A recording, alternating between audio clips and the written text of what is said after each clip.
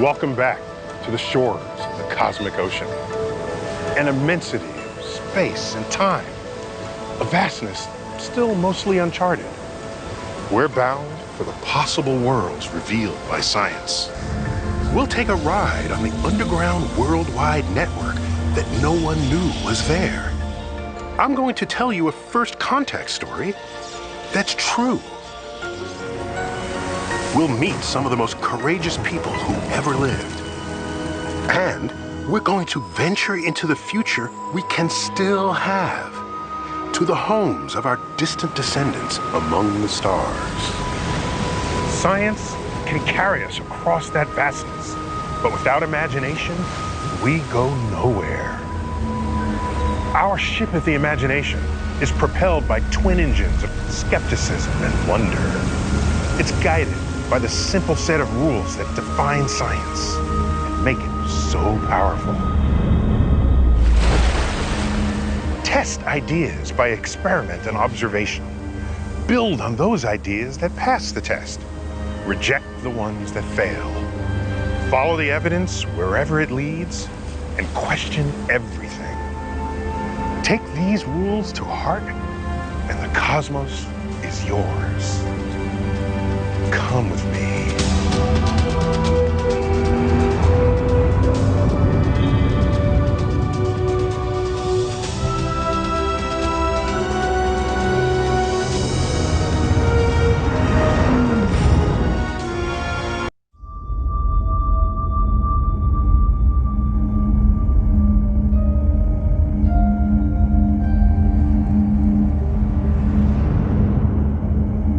Our ship of the imagination can take us anywhere in space and time. The cosmos is right outside our front window. If you want to see the past, look down.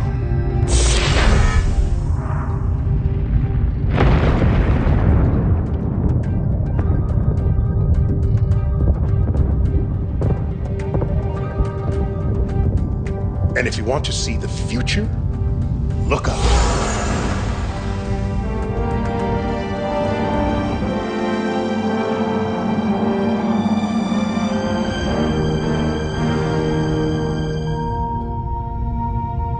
On this voyage, we're bound for a distant galaxy.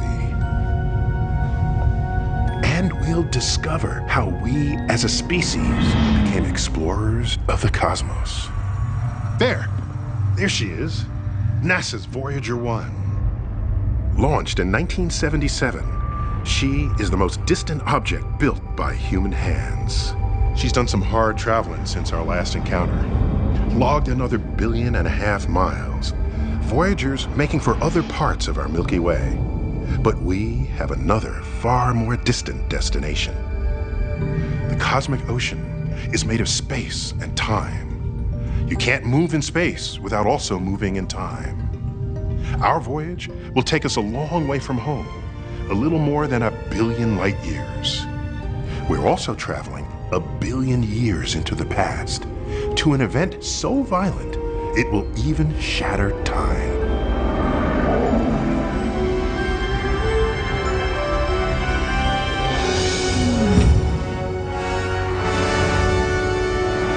Now we're getting close to our destination. This is what we came for. These two black holes were born from the collapse of a pair of massive stars. And they've been doing a gravitational tango ever since, for millions of years. We're here for the climax. When those two collide, they will set off a space-time tsunami that will stretch and compress space in all directions. And it will slow down time itself before speeding it up and slowing it down again.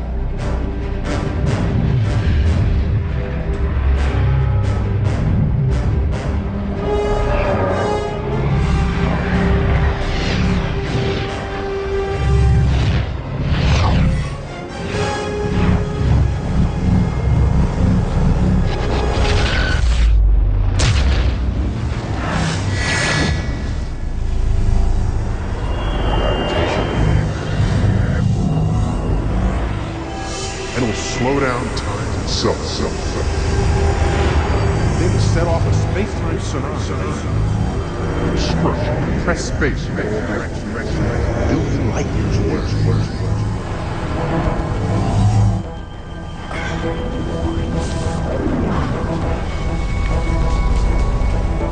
What does an event that took place more than 1 billion light years away have to do with us? Albert Einstein was the first to understand that matter could send ripples across space-time. He imagined that catastrophic explosions of matter should create something much bigger than ripples. Great waves, gravitational waves. You are seeing and hearing me right now on whatever device you have because we've figured out a way to manipulate the electromagnetic spectrum. If we can learn to surf those gravitational waves the way we know how to ride the electromagnetic ones, who knows? It's as impossible to foresee as our world was to the scientists who experimented with electricity back in the 19th century. Cosmologists predicted the existence of black holes. Gravitational waves are the first direct evidence that black holes are real.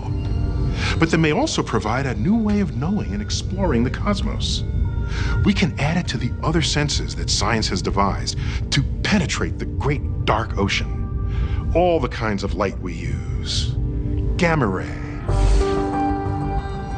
X-ray, ultraviolet, infrared, microwave, radio wave, and visible light. This newest way to search the cosmos could help us to one day know what's happening inside those black holes and the other hidden places that make up most of the universe. What if we could detect the gravitational waves that were caused by the first moment of creation, the birth of the cosmos? What if we could extend our vision to see the whole sweep of 14 billion years of cosmic evolution?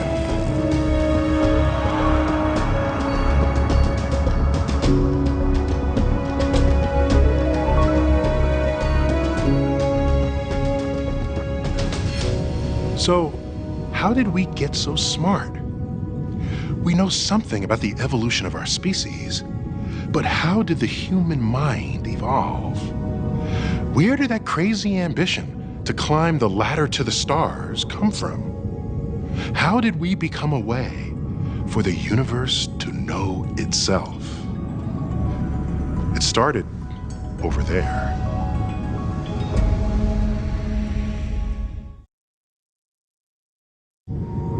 The cosmic calendar is a way for us to grasp the vastness of time.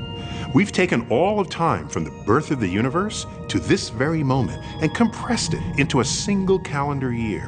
On this scale, every month represents a little more than 1 billion years. Every day represents nearly 40 million years. Our own story begins with all the other life on our little world. Every living thing on Earth is descended from a single origin. It happened in the deep ocean darkness on September 15th, about 4 billion years ago. Within this tiny single-celled organism was a kind of chemical ladder, the DNA double helix. Star stuff. Oxygen, carbon, nitrogen, elements cooked in the hearts of distant stars combined with hydrogen from the Big Bang to become alive on this little world.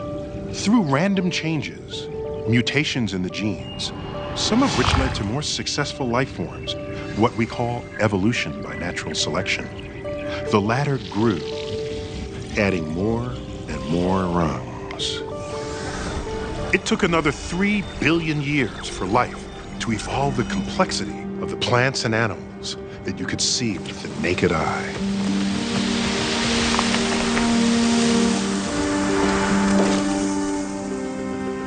If the cosmic calendar had holidays, surely December 26th would be one of them. Sometime on this day, about 200 million years ago, the first mammals evolved. They brought a new feature to life on Earth, the neocortex. Back in the Triassic, the odds were against her kind. But the dinosaurs that terrorized the mammals went extinct. It was the evolution of the neocortex in small, furtive creatures such as this one that enabled their descendants to take over the planet.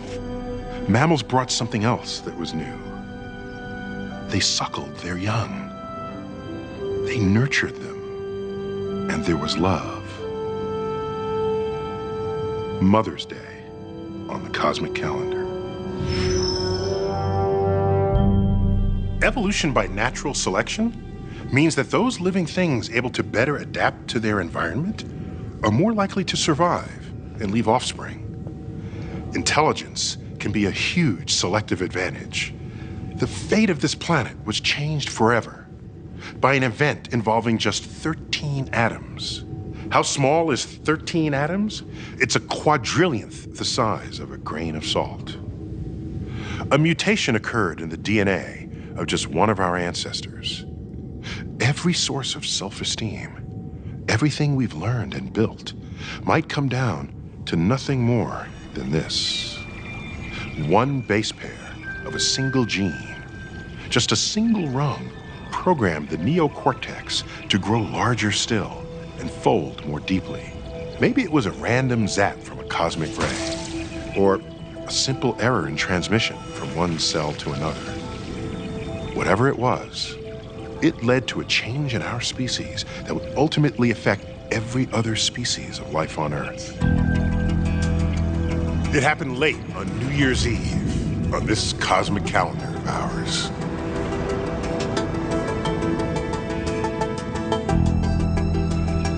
To think that, for good or evil, our ability to feel loyalty and concern for increasingly larger groups, our obsession with certain belief systems, our capacity to imagine the future, our power to transform the world and to search the cosmos for answers. The very name we gave to our own species, Homo sapiens, Latin for wise persons, all of it comes down to nothing more than a single rung on our tiny DNA ladder to the stars. For much of the last hour on the cosmic calendar, for all but the last minute, our ancestors were hunters and gatherers, living in small bands.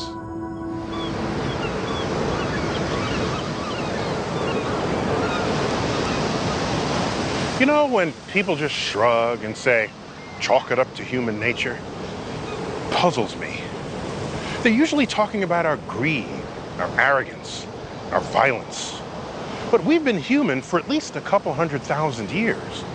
For most of that time, we weren't that way at all. How do we know?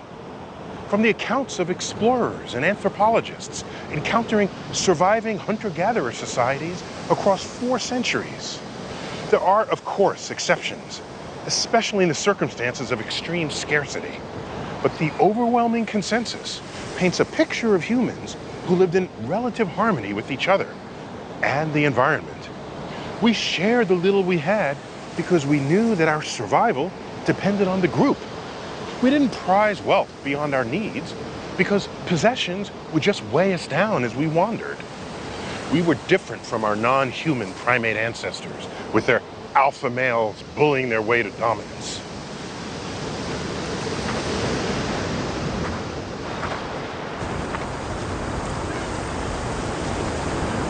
And where was God? Everywhere. In the rocks and in the rivers, in the trees and the birds and every living thing. That was human nature for a couple of 100,000 years.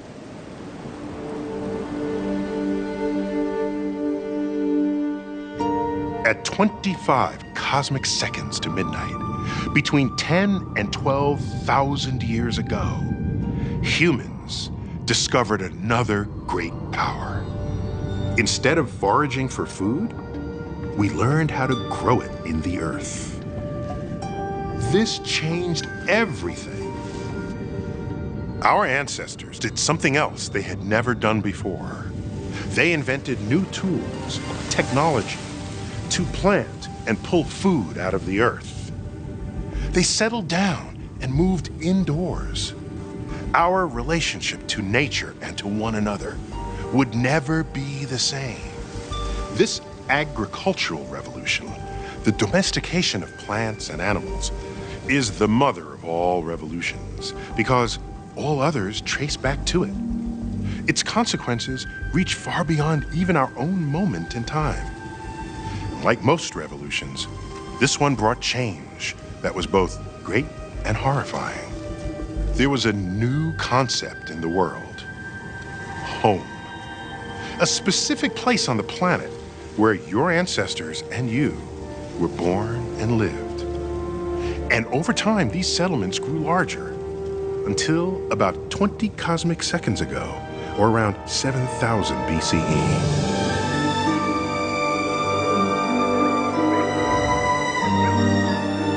Welcome to Çatalhöyük, a community on the Anatolian plain. It's about 9,000 years ago, and everyone has settled in for the evening. Tonight, roughly the same number of people who once populated all of Africa are living together in this proto-city. The city is such a new idea, they haven't invented the street yet, or the window.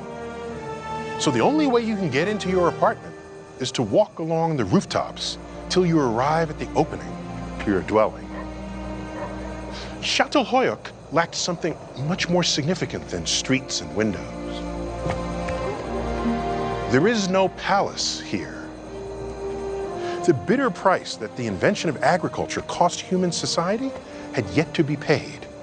Here, there was no dominance of the few over the many. There was no 1% attaining lavish wealth while most everyone else merely subsisted. Forensic analysis of the women, men, and children who lived here show a remarkable similarity in diet. They still cherished the hunter-gatherer ethos of sharing. Çatalhöyük was egalitarian. The weakest ate the same food that the strongest did, and everyone lived in the same kind of home. But man, it was anything but drab. Come on, I'll show you.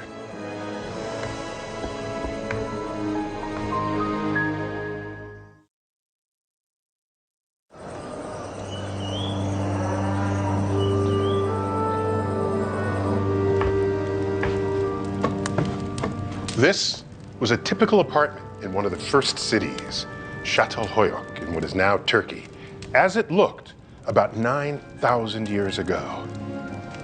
They were a lot like us. This bit of volcanic glass, called obsidian, made an excellent mirror.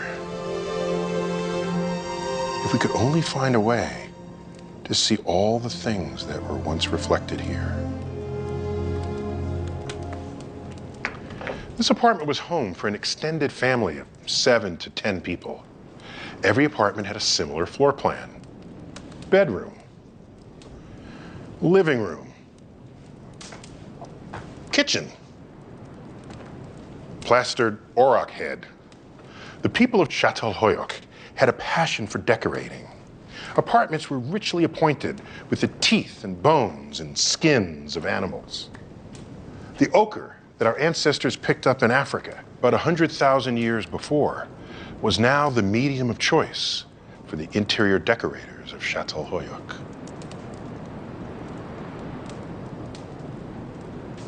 And the red ochre had yet another profound application. They used it to create an entirely new art form, the map. For the first time ever, humans created a two-dimensional representation of their location in space and time. This is where my home is in relation to the volcano. And with a few magical strokes, the artist sent a message across 9,000 years. I was here when the volcano awakened.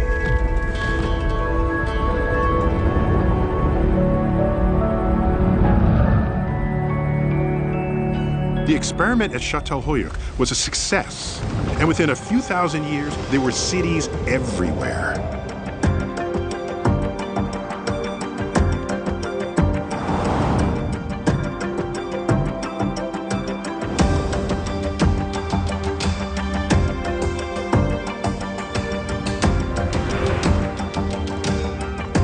When different kinds of people congregate in a single place, ideas are exchanged and new possibilities arise. The city is a kind of brain, creating and processing new ideas. Here, in the city of Amsterdam in the 17th century, citizens of the old and new worlds mingled as they never had before, and there was an unprecedented freedom of thought. These conditions produced a golden age of science and art. In Italy, Giordano Bruno had proclaimed the existence of other worlds. For this, he had been made to suffer. But a mere 50 years later, in Holland, the astronomer Christian Huygens, who held the same belief, was showered with honors. Light was the central theme of the age. The enlightenment of human curiosity set free, and the light shed by Europe's first look at the once hidden realms of the planet. The light that permeated the paintings of the time, particularly the work of Vermeer, and light as an object of scientific inquiry. For generations, textile merchants had used a lens to examine the thread count of finely stitched fabrics. In the Amsterdam of that time, there lived 3 men whose passion for light inspired them to use that ancient device in a completely new way. They aimed the textile merchant's lens at objects no one had ever thought to examine closely before. It became a window, an aperture for finding and exploring new worlds. Antony von Leeuwenhoek used a single lens to reveal the teeming microcosm in a drop of water.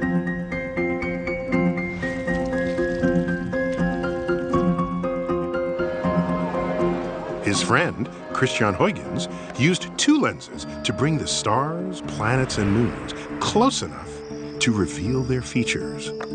Huygens became the first to see that Saturn's rings did not touch the planet, and the first to understand what they really were. He also discovered Saturn's largest moon, Titan. Huygens, like Bruno, believed that the stars were other suns, orbited by their own systems of planets and moons. But why was there no hint of those other worlds and their living things in the sacred books? Whatever disquiet this contradiction may have stirred in the hearts and minds of the leaders of the Enlightenment, there was only one man who dared to address it head-on. He was another wizard of light. Baruch Spinoza had been a member of the Jewish congregation of Amsterdam through his teenage years. But in his early 20s, he began to speak publicly of a new vision of God. Spinoza's God was the physical laws of the universe. His sacred text, the Book of Nature.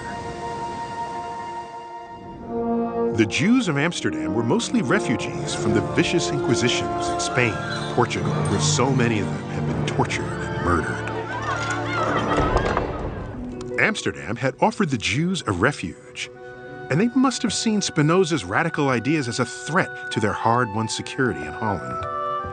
They excommunicated the young rebel and decreed that he must be forever shunned. Spinoza accepted their punishment with dignity, but without a trace of submission. He moved nearby to The Hague, where he went even further, daring to write that the Bible was not dictated by God, but written by human beings. Spinoza wrote, "Do not look for God in miracles. Miracles are violations of the laws of nature. God is best apprehended in the study of those laws." No one had ever said these things aloud before. Spinoza knew that he was testing the limits of free thought, even for Holland. To him, an official state religion was more than spiritual coercion of the individual.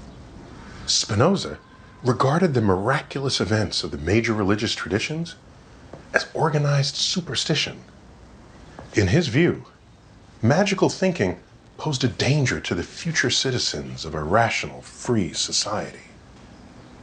There could be no such thing as democracy without the separation of church and state.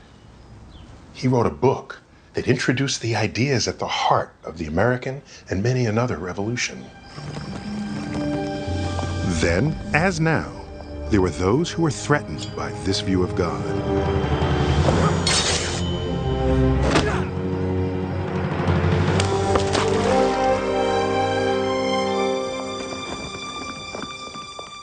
Spinoza continued to write and speak about his revolutionary view of God, always wearing the slashed cape as a badge of honor. He died at 44, possibly from inhaling particles of dust during his years of grinding lenses for microscopes and telescopes. 250 years later, another man with a passion for light made a pilgrimage to the humble workroom that had been preserved as a testament to the vast influence of Spinoza's philosophy. This man, world famous for finding a new law of nature, was often asked if he believed in God. Albert Einstein replied, "I believe in Spinoza's God, who reveals himself in the harmony of all that exists." Our understanding of nature's laws has advanced far beyond Spinoza's and even Einstein's wildest dreams. But there is one law of nature we cannot seem to grasp.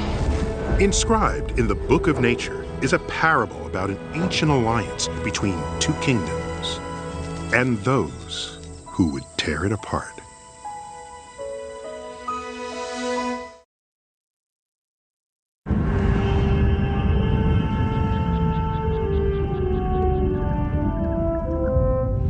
Long ago, there were two kingdoms. An alliance was formed between them, one that would bring them both riches beyond measure. A partnership lasting more than 100 million years. And then, a new kind of being evolved in one of the two kingdoms. Its descendants plundered the riches and violated the alliance. In their arrogance, they became a mortal danger to both kingdoms and to themselves.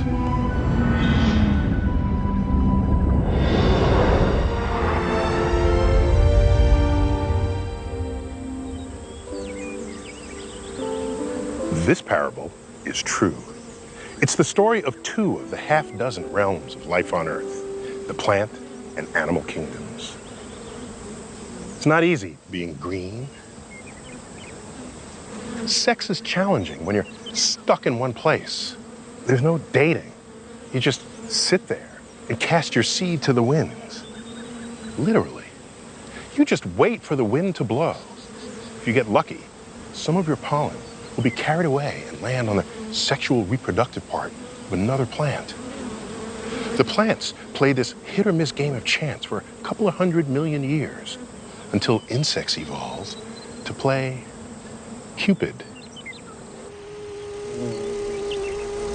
What resulted was one of the great co-evolution marriages in the history of life.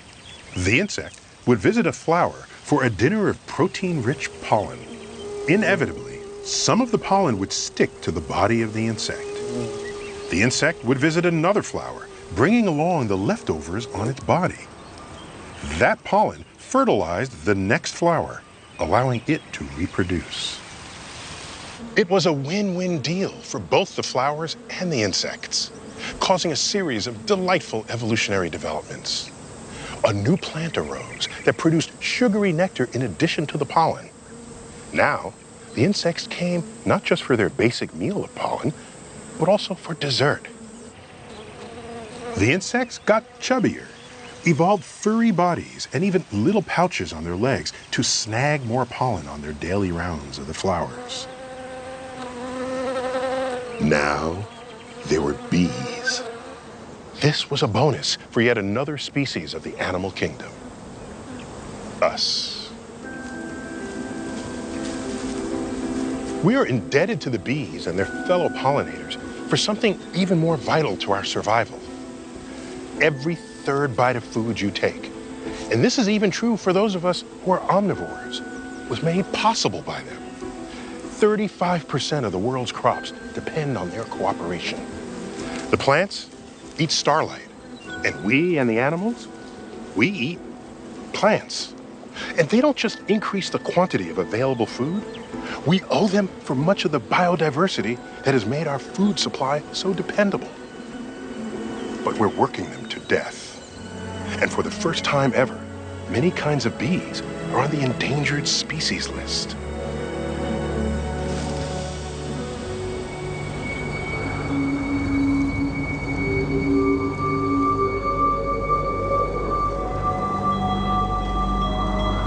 I think you know where this is headed.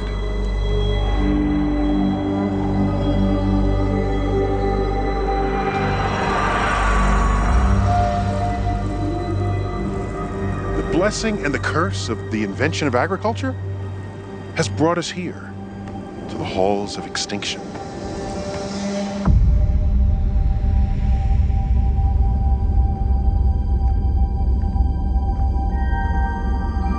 A memorial to all the living things lost in the mass extinction events in Earth's history. It's a monument to the broken branches on the tree of life. 5 times in the history of life, cataclysmic geological and astronomical events have threatened to extinguish life itself. The 6th one is different. The last time we were here together, this hallway had no name. Why? Because back then, a scientific consensus had yet to be reached that we were in the midst of a mass extinction event. That's changed. Now, this hallway has a name. It's ours. The Anthropocene. Anthropo, from the Greek word for human. And scene, the Greek word for recent.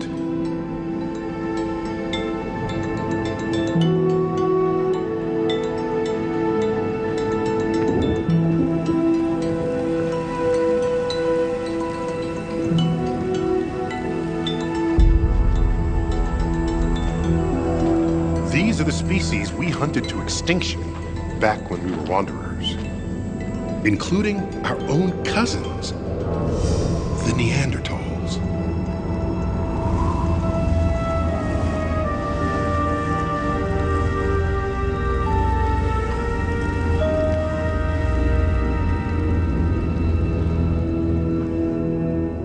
What is it about us as a species that wherever we go, we bring death? Beyond here lies the future. Even now, it's not too late to keep this corridor from lengthening.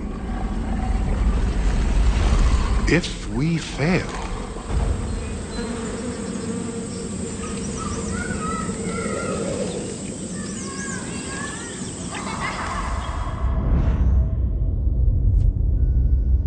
but if we succeed, come with me.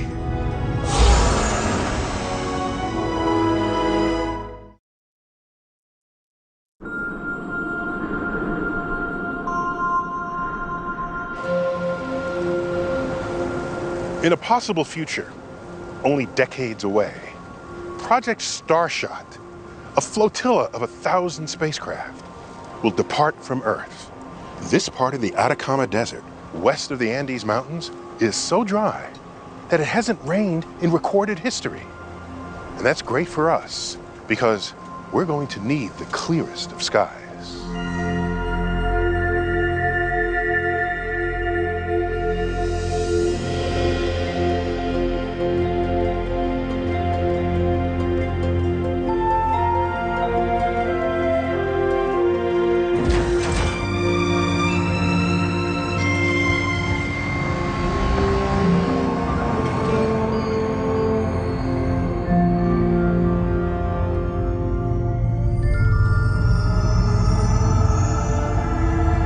There were no witnesses when the first life left the water for the land.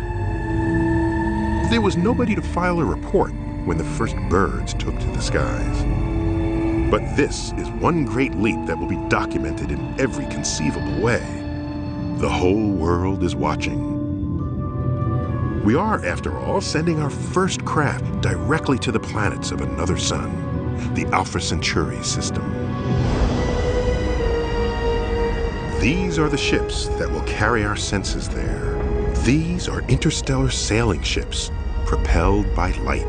Their hulls weigh but a gram, and they are no larger than a pea. And yet, they're equipped with all that NASA's Voyagers have, and more.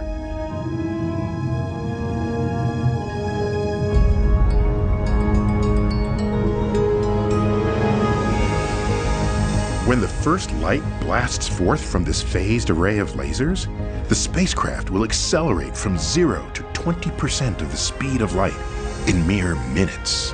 Inside each nanocraft is everything needed to perform the preliminary reconnaissance of the worlds of another star and return that visual and scientific information back to Earth.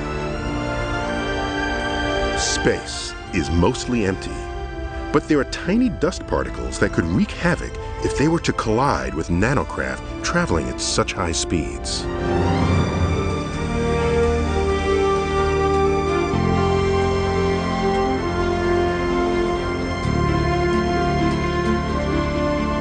That's one of the reasons we need to send so many of them.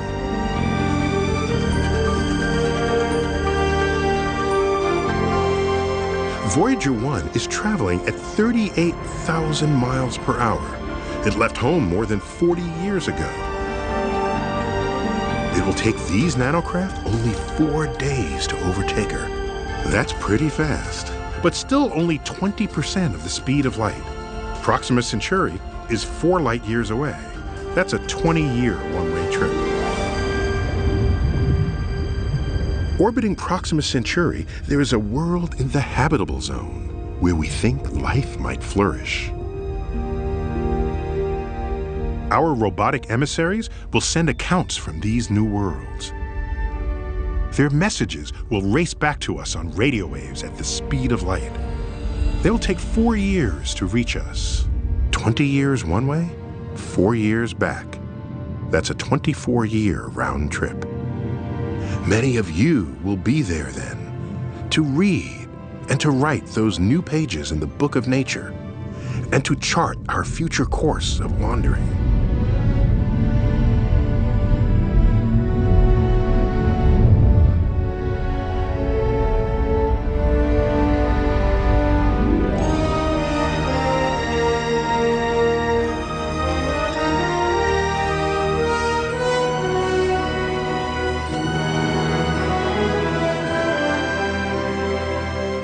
No longer bounded by the earth, the ocean, or the sky.